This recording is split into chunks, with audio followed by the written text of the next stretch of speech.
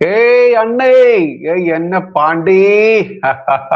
എന്നെ ചെല്ലം. നോക്കൂ, ദേവനന്ദ എന്ന് പറയുന്ന ഒരു ബാലതാരമുണ്ട്. ആ ബാലതാരം ഇന്ന് ഒരു പാണ്ടിയോട് ചോദിച്ചൊരു ചോദ്യമുണ്ട്. അതായത്, ഞങ്ങളെയൊന്നും ബാലതാരങ്ങളായിട്ട്, ഞങ്ങളെയൊന്നും കുട്ടികളായിട്ട് കാണുന്നില്ലേടാ പാണ്ടി എന്ന രീതിയിൽ തന്നെ ചോദിച്ചിട്ടുണ്ട്.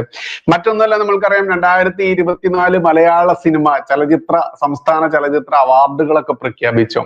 ഈ അവാർഡിൽ ഒരിക്കലും ഒഴിച്ചുകൂടാൻ പറ്റാത്ത രണ്ട് വിഭാഗം, അതിലൊരു വിഭാഗമാണ് നമ്മൾക്കറിയാം ബാലതാരം എന്നുള്ളത്.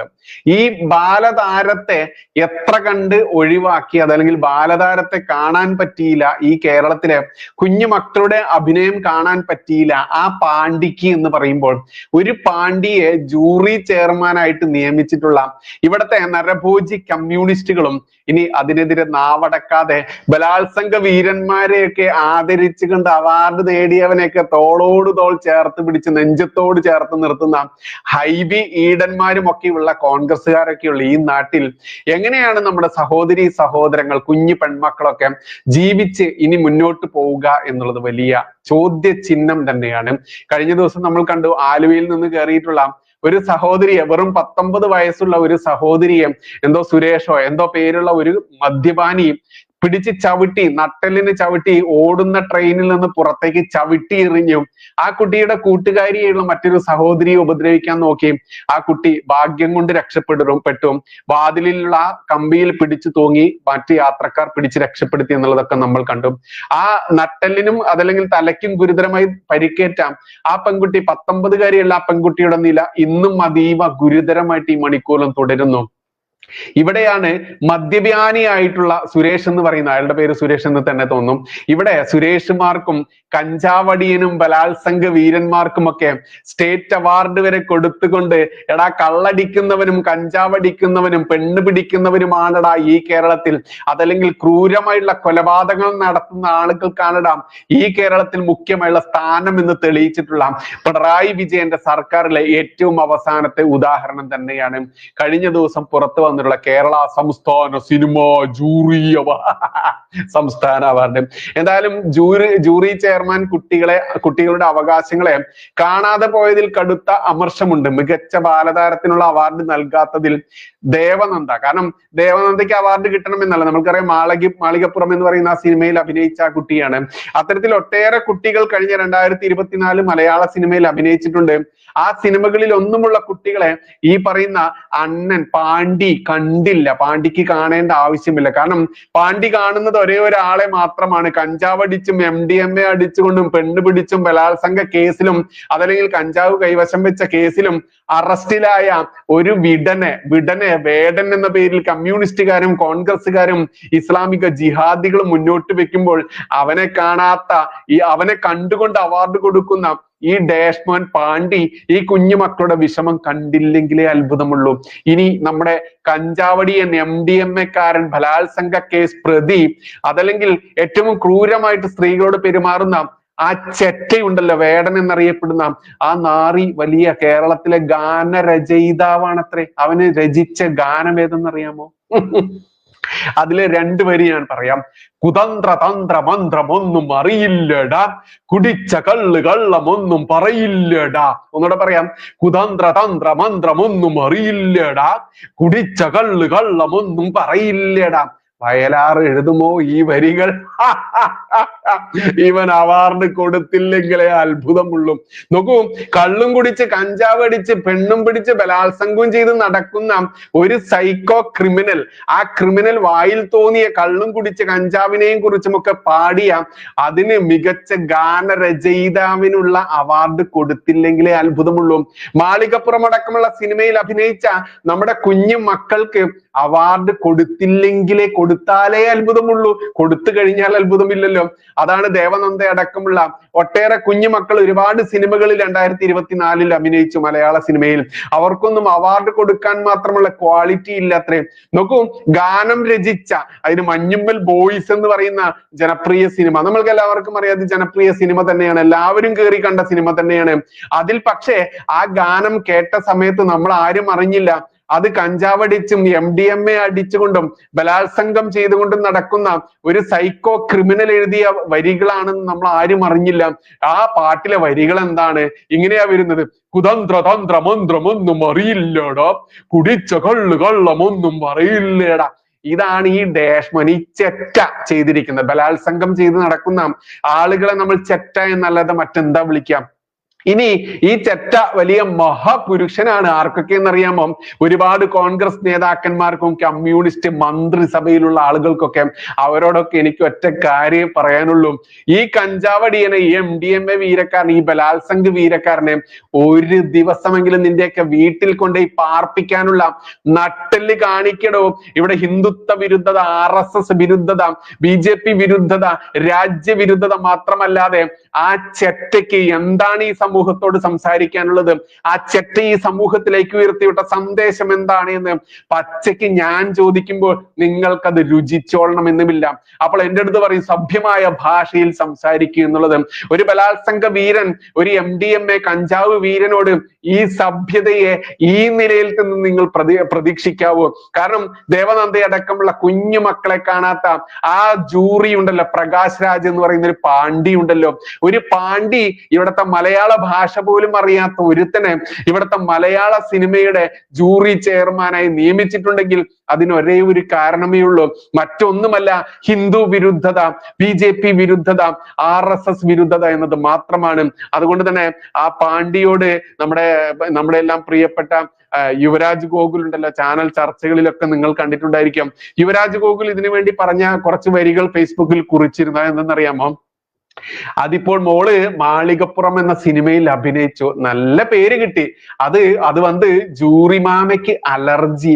ജന്തു കമ്മിണി എന്ന പേരിൽ ഒരു സിനിമയിൽ അഭിനയിച്ചു നോക്കൂ, നല്ല പരിഗണന കിട്ടും. നമ്മൾക്കറിയാം നമ്മുടെ ഈ കുട്ടി ദേവനന്ദ എന്ന് പറയുന്ന കുട്ടി മാളികപ്പുറം എന്ന സിനിമയിൽ അഭിനയിച്ചത്.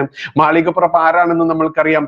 ഓരോ ഹിന്ദുമത വിശ്വാസിക്കും ലോകത്താകമാനമുള്ള ശബരീശ സന്നിധിയിലേക്ക് ഒഴുകിയെത്തുന്ന ഓരോ വിശ്വാസിക്കും അറിയാം മാളികപ്പുറം ആര് എന്നുള്ളത്. അതുകൊണ്ട് മാളികപ്പുറം എന്ന സിനിമയിൽ അഭിനയിച്ചത് കൊണ്ട് ദേവനന്ദയെ അടക്കമുള്ള അതല്ലെങ്കിൽ ഒട്ടേറെ സിനിമകളിൽ അഭിനയിച്ച ബാലതാരങ്ങളെ ഈ പാണ്ഡിക്ക് കാണാൻ പറ്റിയില്ല. ആ പാണ്ഡി കണ്ടത് ബലാത്സംഗം ചെയ്ത് നടക്കുന്ന ഒരു സൈക്കോ, കഞ്ചാവും MDMA അടിച്ച് നടക്കുന്ന ഒരു സൈക്കോ. ആ സൈക്കോയുടെ വരികൾ കണ്ടു. ആ വരികൾ എന്താണ്? കുതന്ത്ര തന്ത്ര മന്ത്രമൊന്നും അറിയില്ലടാ, കുടിച്ച കൊള്ളമൊന്നും പറയില്ലടാ. വയലാറ് പോലും അന്തം വിട്ട് ഒരു പക്ഷേ ഇത് കേട്ടാൽ ആത്മഹത്യ ചെയ്തെന്ന് വരും. അത്തരത്തിലുള്ള വരികൾക്ക് വലിയ ഗാനരചയിതാവ് എന്ന അവാർഡ് കൊടുത്തുകൊണ്ട് ഈ കേരളത്തിൽ ഇത്തരത്തിൽ പുളച്ചുമറിയുമ്പോൾ അതിൽ ആഹ്ലാദം കണ്ടെത്തുന്ന അടിമ കമ്മ്യൂണിസ്റ്റ് മണ്ടന്മാരുണ്ടല്ലോ, അടിമ കോൺഗ്രസ് മണ്ടന്മാരുണ്ടല്ലോ. ഹിന്ദുവേ, ക്രിസ്ത്യാനി, നീ മനസ്സിലാക്കിക്കോ, ഇതൊക്കെ എഴുതപ്പെട്ട ആ തിരക്കഥയുണ്ടല്ലോ, ആ തിരക്കഥയ്ക്കനുസരിച്ച് പാണ്ഡി വന്ന് പ്രഖ്യാപിക്കുമ്പോൾ അതിന് കൈയടിച്ച് നടക്കുന്ന നീ മനസ്സിലാക്കുക, നാളെ നിന്റെ വീട്ടിലും ഇതുപോലെയുള്ള ഹിരൺദാസ് പുരളി എന്ന് പറയുന്ന വേടൻ എന്ന് വിളിക്കപ്പെടുന്ന കഞ്ചാവടിയൻ, MDMA കാരൻ, ബലാത്സംഗ കേസിലെ പ്രതി നിന്റെയൊക്കെ വീട്ടിൽ വന്നു കഴിഞ്ഞാലും അതിനെയും പ്രോത്സാഹിപ്പിച്ചുകൊണ്ട് നിന്റെ കുട്ടിയെ, നിന്റെ പെങ്ങളെ, നിന്റെ അമ്മയെ കൂട്ടിക്കൊടുക്കട എന്ന് പറയുന്ന ഭരണവർഗമാണ് ഇവിടെയുള്ളത്. അതിന് ചുക്കാൻ പിടിക്കുന്ന കോൺഗ്രസ്സുകാരാണ് ഇവിടെയുള്ളത്. അതിന് ചുക്കാൻ പിടിക്കുന്ന ജിഹാദികളാണ് ഇവിടെയുള്ളത്. കാരണം എന്താ? ജിഹാദികൾക്കറിയാം കമ്മ്യൂണിസ്റ്റുകാരനും കോൺഗ്രസ്സുകാരനും വീതിച്ചെടുത്ത ഹിന്ദു ക്രിസ്ത്യൻ തലമുറയെ, ഹിന്ദു ക്രിസ്ത്യൻ സമൂഹത്തെ ഇവിടെ ഏത് രീതിയിൽ ഉപയോഗിക്കണമെന്ന് അവർക്കറിയാം. അതുകൊണ്ട് തന്നെ ഈ പറയുന്ന ഭാരതത്തിലേക്ക് കടന്നു കയറിക്കൊണ്ട് പാകിസ്ഥാൻ എന്ന് പറയുന്ന ഇസ്ലാമിക മുസ്ലിം കൊടും ഭീകരന്മാർ പഹൽഗാമിൽ തുണി പൊക്കി നോക്കിക്കൊണ്ട്, തുമ്പ് കണ്ടിച്ചിട്ടുണ്ടോ എന്ന് നോക്കിക്കൊണ്ട് ഭാരത പൗരന്മാരെയും മറ്റുള്ളവരെയും വെടിവെച്ച് കൊന്ന സമയത്ത് അതിനെതിരെ ഒരു ശബ്ദവും ഉച്ചരിക്കാത്തവന്മാരൊക്കെ പലസ്തീൻ എന്ന് പറയുന്ന ഒരു രാജ്യം, ആ രാജ്യത്ത് ഹമാസ് എന്ന് പറയുന്ന മുസ്ലിം കൊടും ഭീകരന്മാർ, ആ ഹമാസ് എന്ന് പറയുന്ന കൊടും ഭീകരന്മാർ ഒക്ടോബർ 7 കഴിഞ്ഞ വർഷം ഇസ്രയേലിലേക്ക് അതിക്രമിച്ച് കയറിക്കൊണ്ട് നിർദാക്ഷിണ്യം അവിടെയുള്ള നിരപരാധികളെ വെടിവെച്ച് കൊന്നും. അതിൽ ആഹ്ലാദം കണ്ടെത്തി ഇവിടുത്തെ മുസ്ലിം നാമധാരികളായിട്ടുള്ള ആ വർഗമുണ്ടല്ലോ, ആ വർഗം ഇന്നും ഈ ഹമാസ് ഭീകരന്മാർക്ക് വേണ്ടി കരയുമ്പോൾ, ഹമാസ് ഭീകരന്മാർക്ക് വേണ്ടി കേഴുമ്പോൾ നീ മനസ്സിലാക്കിക്കോ, നാളെ ഒക്ടോബർ 7 എങ്ങനെയാണോ ഈ പറയുന്ന ഇസ്രായേലിലേക്ക് കടന്നു കയറി ക്രൂരത കാണിച്ചത്, അത് നിന്റെ വീട്ടിലേക്കും കടന്നു വരുമ്പോൾ മാത്രം കിടന്ന് മോങ്ങിയിട്ട് കാര്യമില്ല. കണ്ടു നമ്മൾ കാസർഗോഡ് ഒരു ലവ് ജിഹാദ്. എന്തായിരുന്നു? ലവ് ജിഹാദിൽപ്പെട്ട ഒരു അന്തംഗമ്മി സഖാവ്, മുതിർന്ന സഖാവ്, പ്രാദേശിക നേതാവ് അയാളുടെ മകളെ ലവ് ജിഹാദിൽപ്പെടുത്തി ഒരുത്തൻ കൊണ്ടുപോയപ്പോൾ അതിനെതിരെ ശബ്ദിക്കാൻ ഒരു സഖാവും രംഗത്ത് വന്നില്ല. ആ സഖാവിനാകെ രംഗത്ത് വന്നത് BJP-ക്കാരും RSS-കാരും ഹിന്ദുത്വവാദികളും തന്നെയായിരുന്നു. അവിടെയാണ് നമ്മൾ അശോകൻ എന്ന് പറയുന്ന ഒരു പിതാവിന്റെ കാര്യം സ്മരിക്കേണ്ടത്. ആരാ അശോകൻ? ഹാദിയ എന്നറിയപ്പെട്ട, ഭാവിയിൽ ഹാദിയ എന്ന് പറയുന്ന ജിഹാദി സ്ത്രീയായി മാറിയ, എന്താണ് ആ പെണ്ണിന്റെ പേര്? അഖില അശോകൻ ഉണ്ടല്ലോ. അഖില എന്ന് പറയുന്ന ഒരു കുട്ടി അതിനെ ലവ് ജിഹാദിൽപ്പെടുത്തി ഹാദിയാക്കിയ സമയത്ത് ആ അശോകൻ എന്ന് പറയുന്ന അച്ഛൻ പറഞ്ഞൊരു കാര്യമുണ്ട്. എന്റെ കുട്ടി അതല്ലെങ്കിൽ ഞങ്ങൾ കമ്മ്യൂണിസ്റ്റുകാരായതുകൊണ്ടാണ് എനിക്ക് ദുർഗതി വന്നത്. ഞാനൊരു RSS-കാരിയായിരുന്നെങ്കിൽ, RSS-കാരനായിരുന്നെങ്കിൽ, എന്റെ കുട്ടി RSS-ന്റെ അധിഷ്ഠിതമായ ആ രീതിയിലായിരുന്നു മുന്നേറിയതെങ്കിൽ എനിക്ക് ദുർഗതി വരില്ലായിരുന്നു എന്ന് ചാനലുകൾക്ക് മുൻപിൽ വന്ന് കരഞ്ഞു പറഞ്ഞ അശോകൻ എന്ന് പറയുന്ന അച്ഛനെ നമ്മൾ ഓർക്കേണ്ടതുണ്ട്. അതേ അച്ഛനെ കാസർഗോഡ് നമ്മൾ കണ്ടു. എന്റെ കുടുംബത്തിൽ കയറി ലവ് ജിഹാദ് നടത്തിയ ഈ ജിഹാദ് ഇതാണ് എന്ന് പച്ചയ്ക്ക് പറഞ്ഞപ്പോഴും ആ അച്ഛനെ സപ്പോർട്ട് ചെയ്യാൻ ഒരു കമ്മ്യൂണിസ്റ്റുകാരനെയും ഒരു കോൺഗ്രസ്സുകാരനെയും കണ്ടില്ല. അവിടെയും ഈ പറയുന്ന BJP RSS ഹിന്ദുത്വവാദികൾ തന്നെയേ കണ്ടുള്ളൂ. അതുകൊണ്ട് ഞാൻ പറയുന്നു, നിങ്ങൾ RSS എന്നും BJP എന്നും ചാണക സംഘി എന്നും സംഘി എന്നൊക്കെ വാഴ്ത്തിക്കൊണ്ട് എത്രത്തോളം ഞങ്ങളെ ചവിട്ടിത്താഴ്ത്തി ഇകഴ്ത്താൻ ശ്രമിക്കുന്നു, അതിനനുസരിച്ച് ഞങ്ങളൊരു ബൂമറാങ് പോലെ ഇങ്ങനെ ഉയർത്തെഴുന്നേറ്റ് വരും. നിന്റെയൊക്കെ വീട്ടിൽ പോലും ഇസ്ലാമിക ജിഹാദികൾ കയറുമ്പോൾ ആ സമയത്ത് നിന്നെയൊക്കെ പിന്തുണയ്ക്കാൻ, സംരക്ഷിക്കാൻ ഞങ്ങൾ അപ്പോഴും ഉണ്ടായിരിക്കും. കാരണം നീ ഞങ്ങളിൽപ്പെട്ട ഒരുത്തൻ തന്നെയാണ്. ഈ ഭാരത സംസ്കാരം, ഈ ഭാരതം ഇതേപടി നിലവിലുണ്ടെങ്കിൽ, ഇനിയും നിലനിന്ന് പോവണമെന്നുണ്ടെങ്കിൽ അത് ഓരോ ഹിന്ദുവും ഭൂരിപക്ഷം ഉണ്ടെങ്കിൽ മാത്രമേ സാധ്യമാവൂ. ഇവിടെ എന്ന് ഇസ്ലാമുകൾ, മുസ്ലിങ്ങൾ ഭൂരിപക്ഷമാവുന്നോ അന്ന് തീർന്നു ഈ നാടിന്റെ ജനാധിപത്യ രാജ്യം, അതല്ലെങ്കിൽ മതേതര രാജ്യം എന്നുള്ള പേര് എന്ന് മാത്രം ഓരോ ഹിന്ദുവും ക്രിസ്ത്യാനിയും ഓർത്താൽ നന്ന്. ഒരു RSS-കാരനും ഒരിക്കലും വേദനിക്കാനുള്ള അവസ്ഥ ഈ നാട്ടിൽ വരില്ല. കാരണം ഞങ്ങൾ പഠിച്ചത്, ഞങ്ങൾ പ്രാക്ടിക്കലായി ചെയ്യുന്നത് അത് തന്നെയാണ്. അതുകൊണ്ട് ഓരോ സഖാവും ഓരോ കോൺഗ്രസ്സുകാരനും ഹിന്ദുവും ക്രിസ്ത്യാനിയും മനസ്സിലാക്കിക്കോ, വേണമെന്നുണ്ടെങ്കിൽ എന്ന് മാത്രമേ പറയാനുള്ളൂ.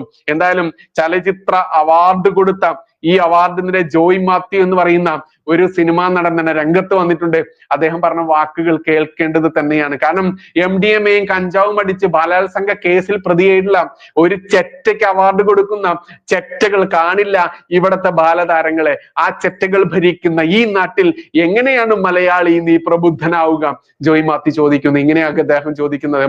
അവാർഡ് കൊടുക്കുക തന്നെ വേണമെന്ന ക്യാപ്ഷനാ കൊടുത്തിരിക്കുന്നത്. പിന്നെയോ, ഒരാൾ എത്ര മികച്ച എഴുത്തുകാരനോ കലാകാരനോ ആയിക്കൊള്ളട്ടെ, നിയമത്തിന്റെ കണ്ണിൽ അയാൾ ഒരു സ്ത്രീ പീഡകനാണെന്നിരിക്കെ പൊതുജനങ്ങളുടെ നികുതി പണമെടുത്ത് അവാർഡ് നൽകി ആദരിക്കുമ്പോൾ അതുവഴി നിയമത്തെ പരിഹസിക്കുകയല്ലേ നിങ്ങൾ ചെയ്യുന്നത്? ആര്?